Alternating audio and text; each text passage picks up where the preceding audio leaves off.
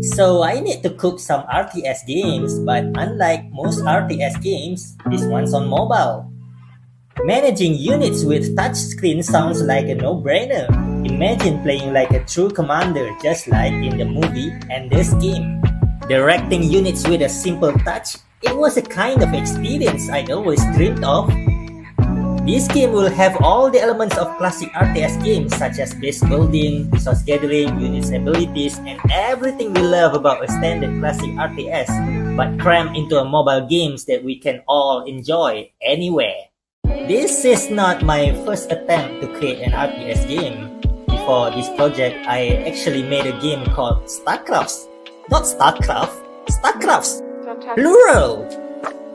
However, I faced significant difficulties when trying to scale the game. The main issue was that the codebase wasn't designed with scalability in mind, making it incredibly challenging to expand and improve the game over time.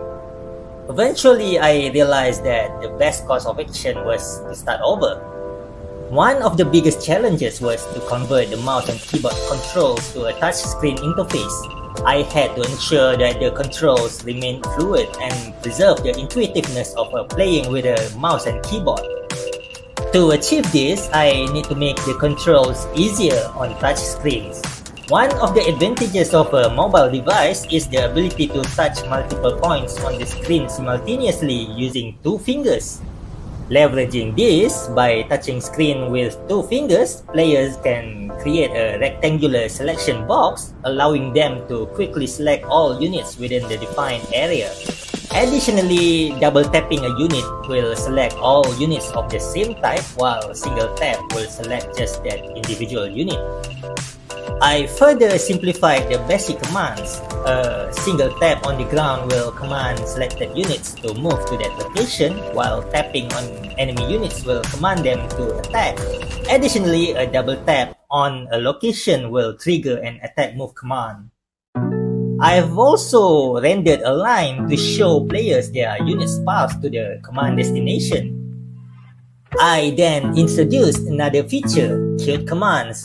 While in this mode, any commands issued will be queued instead of being executed immediately.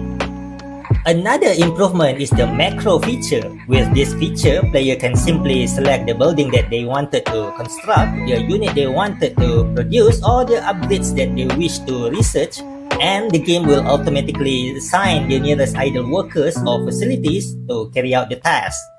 I then realized that the control group is essential for players to effectively manage units. The challenge for a mobile device is the absence of a keyboard, which means I couldn't rely on hotkeys for control groups. Instead, I needed to introduce an on-screen buttons for all these functions.